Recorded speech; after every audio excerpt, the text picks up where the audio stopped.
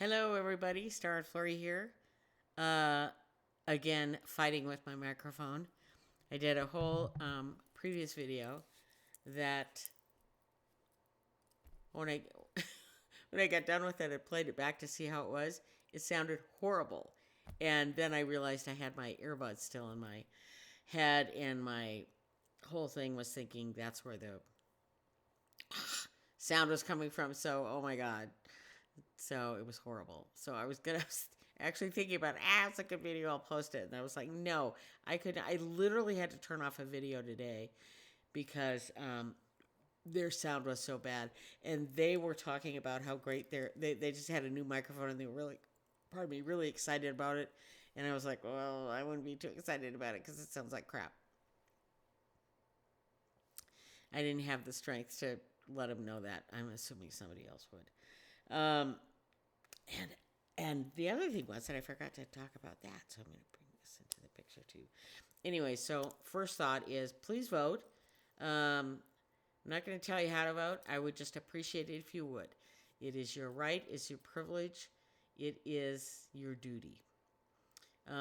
It took me a long time to figure that out and have carried a bit of shame around with me because it took me so long.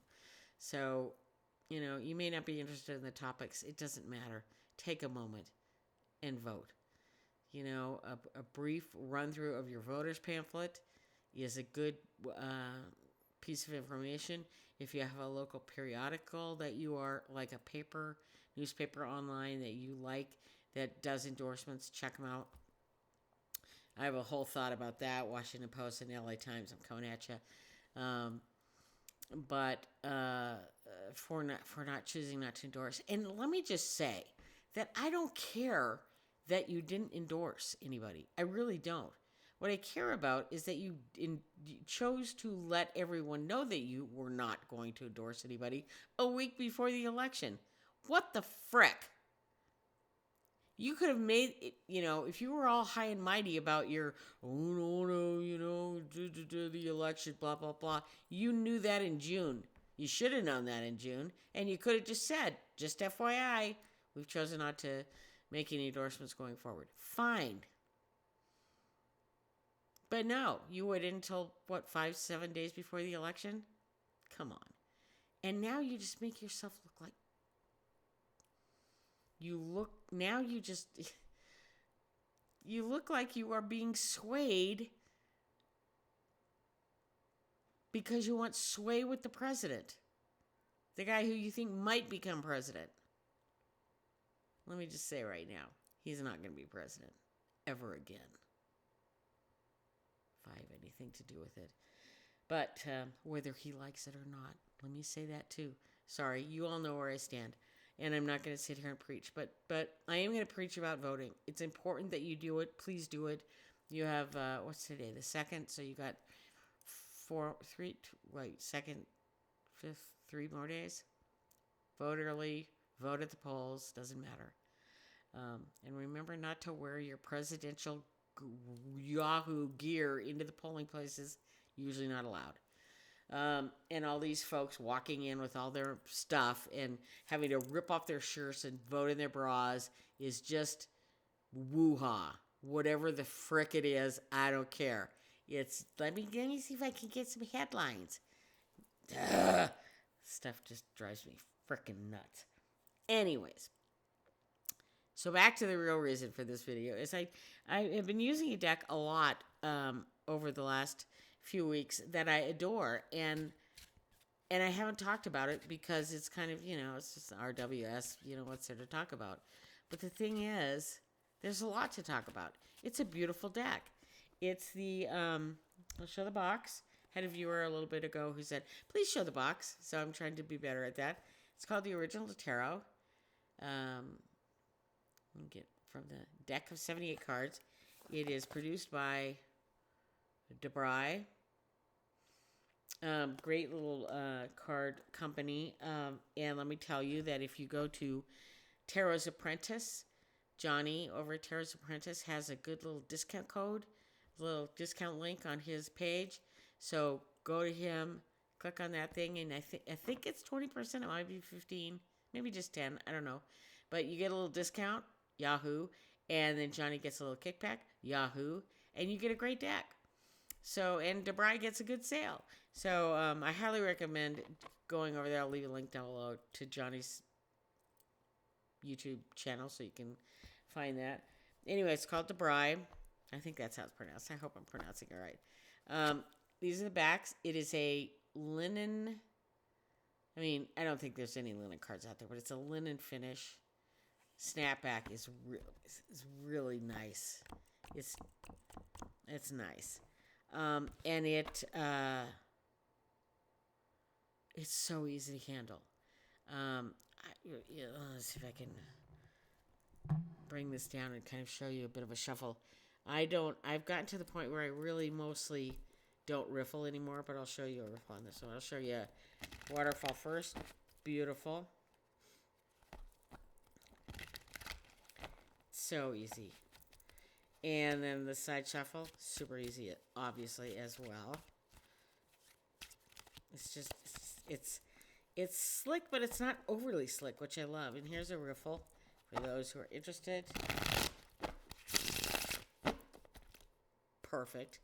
I mean, it really is. It's a deck for all seasons. For all for all shufflers, I guess is what I should say. A deck for all shufflers. It's a beautiful deck, and I love the kind of antique feel on the outside. As I said, the backs are here or look like this. There's no gilding; it's just white on the outside. And let me show you some cards. I mean, just total. They're completely RWS. They're just cleaned up a bit. They took the squiggle out of that sun, and I was gonna say the line work on here is still a little thick and chunky. Per most RWSs, it's not all super neat and tidy, and the original font is still there. But it's just a cleaned up version. It's so much easier to look at, and the yellows have been toned down a tad, so not quite as annoying as I think it's US Games who still, thankfully, produces that other deck, and I'm not dissing them, because everybody has to have a copy of that, and I'm one of them. But to have just this cleaner version without there's a lot of clean versions out there. See, this one's missing the little squiggle. Is it up here? Right up here is gone. A lot of people do the cleaner version, but they also almost what's the word I'm looking for? It's almost like it's a bit. I want to say whitewashed. I don't mean that in a racial sense. I just mean it in a cleansing sense. It just is like, it's like whitewashing a picket fence, and that's not always a great look either. This is just really well done. So DaBrigh, thank you for this beautiful deck, and I just ordered and received a second copy just to make sure, because I'm beginning to use this one a lot more than I thought I would. I think let's see if I can get a close up of. I don't know if I can or not, but I'll put it up here. Let's see if I can get. I can't see it on my screen, but you might be able to see it. The texture on the card. I hope you can see it. I don't know, but it's just a really well done deck. I love it. And I ordered from Moonlit Fae a really cool deck bag. I wasn't sure I liked the fabric, and then I just loved the fabric. It was one of those, and then I was like, oh, I love it.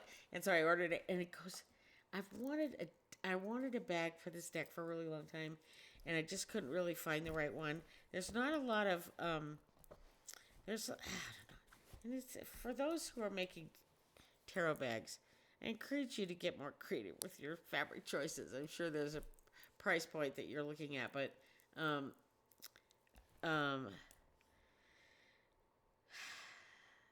there's so many fun decks out there that need their bags. They don't need to be total matching, but just, whatever. Anyways, I love this bag. Thank you, Moonlit Fae, for this gorgeous bag. I'll put a link down below. And DaBrigh deck, thanks you as well. So, what else was I going to talk about? So that was fun. I was going to talk about my annoyance with myself in terms of buying too many decks. I'm done. Well, I say I'm done. I'm definitely done with oracles. And part of the reason is I don't like oracles as much as tarot. So if I'm going to spend my money, I'd rather do it on a deck that I know I'm going to love for a long time. Oracles to me are very fleeting in terms of my interest, or at least have proven to be fleeting to me. And I also think they're being overproduced. It's annoying when I see, like, I belong to a deck club through one of the publishers. I can't remember which one it was. You all might be familiar with it. And they send you 2, 3, 4 decks maybe if you're lucky a month for a very reasonable price. It's a great deal. Don't get me wrong. It's a great deal. But the last 2 boxes, I think, were all oracles. And they're all the same, kind of. They're 44 cards. God forbid there's 45 or 43. No, apparently 44 seems to be the sweet spot. Not for the indie oracles. I'm talking about the mass market oracles. Most of them, at least the ones being produced now, 44 cards. Sweet spot, I don't know. But there's just not a lot of, I think with tarot there's a structure. There has to be knowledge behind the card and how the image reflects that card and the traditional meanings of that card, or at least intuitively hitting on all of those levels. That's just a requirement with tarot. It takes some work. And oracles, it's a card, an image, a word, and maybe some keywords. People talk about the lazy pip decks. Oracles to me are lazy decks. And I am not dissing anybody who's put their heart and soul into their oracle deck. Please believe me, I'm not. But I think in some cases with these large mass market publishing decks, I don't have a lot of faith that there's somebody seriously behind the creation of these decks, putting a lot of thought and concern into the images that they're projecting, the words that they're choosing, and the keywords they're attaching to the primary word. I just don't see it. And they're just, they seem repetitive to me, very repetitive. So for 2025, I'm kind of committing myself to no oracles. I'm kind of on that path already. I did unsubscribe to the deck club because, when I talked to the guy, he was like, okay, fine, we'll take care of it. And I was like, do you want to know why? And he was like, sure. So obviously he didn't care. But, and I told him, I said, when you sign up for a divination style deck club, you expect some tarot to be involved. And this was not the case. And he says, oh, let somebody know. And I was like, because no, probably not. But whatever. So just, deck people, publishers out there, not that anybody's listening to me, but I appreciate your efforts producing more decks, but I think you found a ripe niche, and I think you're feeding it, and that makes me mad. It makes me not want to partake in it because I feel like I'm being taken advantage of in that regard. So there's that. The cards are beautiful. The decks are beautiful. The packaging is beautiful. All sorts of things are wonderful about these decks. But the point is that the deck is supposed to have strong meaning, and you can wrap it up with as many bows as you want, but if it doesn't have heart behind it, then I don't get it. And they just seem like they're all the same. And would it kill you to produce a 50-card oracle deck? Really? I mean, is it? It's so funny that they're all 44. It cracks me up. It's like, is that the plate that they print on is 44? They can't, if they go 45, that's a whole nother plate, and at that point they might as well go 80. I don't know. It's just so bizarre to me. So anyways. So we'll see if Star and Flurry can get through 2025 without a new Oracle deck, which I'm pretty sure I can. But the big one's going to be the tarot.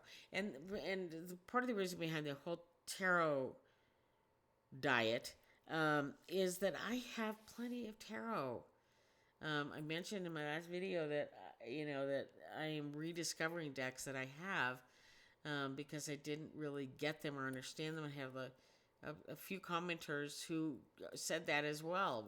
They said, yeah, it really changes over time how you interpret and learn to use your decks. And so, literally, I mean, I'll be watching some tarot tube and somebody will mention a deck, and I was like, oh, I have that, and I'll go hunt it down and bring it out. I'm like, oh my god, why didn't I love this a year ago? And it's because I was fighting to understand the words. It was so many cards I didn't know what they meant. And so when you have especially when the art is a little odd, and you have an odd art, and then you have, Queen of Swords, you have no idea what that is. It just makes it harder to interpret. And at that time in my practice or understanding or education of the tarot, I didn't want to fight it. It was like, I don't get it. And there it went. And then I come back to it now a year and a half, 2 years later. It's like, oh my God, why didn't I love this? What? I get this so much better because I'm not sitting there interpreting necessarily the language of the deck, of the card. I now know what the card is, and I get to interpret the image and the artwork behind it, and that's a whole different thing. It's kind of, I've talked about this with movies. It's like you watch a movie, and you the first time you watch the movie, I can't believe I didn't make this connection before, but it's so apt. You watch a movie for the first time, you're just watching the story. You're trying to understand the story. And you want to be intrigued by it, and you want to love it, and whatever. So you do that. And then if you go back, not necessarily in the theater, but I do this a lot on Netflix and whatever, but you go back and you watch it again, and now you know the story. So you're not waiting. Your brain isn't waiting to see what happens next. It's more interested in who are the characters? Who are these people? How did they get that way? What is the character development going on in the movie? Then you go back a third time. Yes, I do it often. Go back a third time, and suddenly you get to see the scenes, the places within which the scenes take place, and how effective are those in terms of adding or subtracting from whatever conversation, whatever is going on within that scene. Then you go back a fourth time, fifth time, fourth time, and you start to be able to interpret or enjoy the music, the score behind the movie. And it's a whole separate layer going on there. There's just a million things going on in these movies. And if you watch it just the first time and you have a blast and you love it, then yahoo, you don't need to, it's not like you need to go back and watch these things a million times. I do. And it's the layers of how these things are put together that I just adore. And I'm realizing now that tarot is so much the same way. The first shot at the cards, and then the understanding of the cards, and then you begin to go look at the images closer, and you also begin to understand your relationship with those images. There's just so many layers to it, and it's so different. So when you have a library of a lot of tarot decks that you picked up early on in your practice and are now being able to go back and revisit, it's really fun. It's like a whole new thing. It's really, really cool. So for anybody starting out in that, I still consider myself a beginner, but for anybody starting out, don't be too quick to jettison decks that you don't get, because somewhere along the way you may find out that these are really cool. So do that. Anyways, so I'm not sure so I'm kind of on think I'm kind of going to be on a no deck buy for 2025, because as Lisa Pepez frequently talks about, you don't want to bring a deck in when I've already got that kind of representation in another deck. I'm not that adept at that yet. But there are seriously decks that I bring in that I go, oh my God, this reminds me totally of this and that. And it's kind of like, Um, I need to have that thought before I hit the buy button. Because I love tarot decks. I will always love tarot decks, but I don't. The problem is that I want to see all the cards. There needs to be. Is there a tarot library somewhere? You can just check out a deck. I'd like to check this out for a week. Thank you, sign here. I would love that. Maybe that's what I need to do. So I have a great library. I'd love to check it out to somebody. Um, but and you got to say that FOMO is there. Fear of missing out.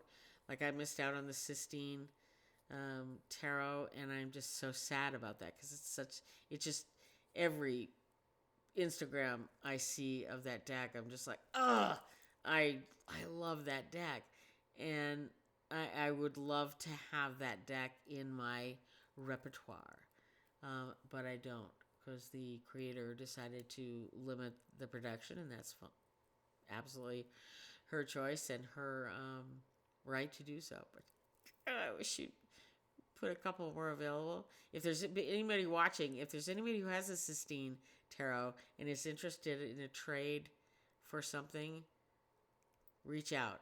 I might have it. We might be able to work something out. So keep that in mind. Anyways, so Star and Flurries no by 2025. I already know it's going to be highly unsuccessful. Not so much where Oracle's concerned, but probably with tarot, especially Kickstarter, because God, I just love some of the things that these folks are coming up with. But the mass market stuff, I may try. The problem is that Amazon makes it so easy, and I hate that. Have it in 2 days, no problem. We'll have it right there, and they do. It's like, oh my god. Oh my god. Anyway, so that's my spiel for today. I hope the microphone was better than my last one. Again, vote, people, vote. Do it. It's your job. It's your job. You have 3 days to accomplishment. 4? What's today? Is today the 2nd? Yeah, so 2nd, 3rd, 4th, 5th. 3 days. 3 days left. And don't forget about daylight savings time. Saturday night, Sunday. Okay, Star and Flurry out. Thank you for stopping by. See you later.